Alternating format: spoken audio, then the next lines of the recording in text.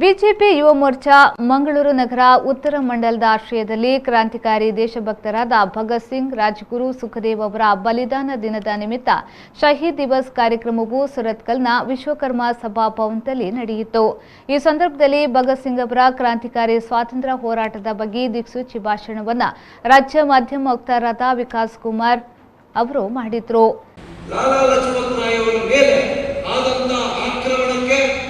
ನಾವು ಉತ್ತರ ಕೊಡದೆ ಹೋದ್ರೆ ಭಾರತೀಯರಾಗಿ ಭಾರತದ ಸ್ವತಂತ್ರ ಹೋರಾಟಗಾರರಾಗಿ ಕ್ರಾಂತಿಕಾರಿ ಹೆಜ್ಜೆ ನಾವು ಇಡಲಿಕ್ಕೆ ಸಾಧ್ಯ ಇಲ್ಲ ಅನ್ನುವಂತ ನಿಲುವನ್ನು ಚಂದ್ರಶೇಖರ್ ಆಜಾದ್, ಸುಖದೇವ್, ಭಗತ್ ಸಿಂಗ್, ರಾಜಗುರು ಇವರೆಲ್ಲ ಸೇರಿ ಒಂದು ತೆಗೆದುಕೊಳ್ತಾರೆ। ಹಾಗಾದ್ರೆ ನಾವು ಏನ್ ಮಾಡಬೇಕು?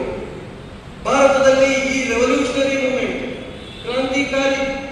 ಕ್ರಾಂತಿಕಾರತ್ವ ಅನ್ನುವಂಥದ್ದು ಜೀವಂತವಾಗಿಡಬೇಕು ಅನ್ನುವಂಥದ್ದಾದ್ರೆ ನಾವು ಯಾರು ಲಾಲಾ ಲಜಪತ್ ರಾಯರ ಒಂದು ಮರಣಕ್ಕೆ ಕಾರಣರಾದ ಆ ಪೊಲೀಸ್ ಅಧಿಕಾರಿಯನ್ನು ನಾವು ಕೊಲ್ಲಬೇಕು ಅನ್ನುವಂತ ಒಂದು ನಿರ್ಣಯವನ್ನು ಮಾಡ್ತಾರೆ। ಯಾರು ಭಗತ್ ಸಿಂಗ್ ಇವರೆಲ್ಲ ಸೇರಿಕೊಂಡು ಅವರನ್ನು ಕೊಲ್ಲಬೇಕು, ಅವರನ್ನು ಯಾವುದೇ ಕಾರಣಕ್ಕೂ ಜೀವದಲ್ಲಿ ಇಡಬಾರದು ಅನ್ನುವಂತ ನಿರ್ಣಯವನ್ನು ಮಾಡ್ತಾರೆ।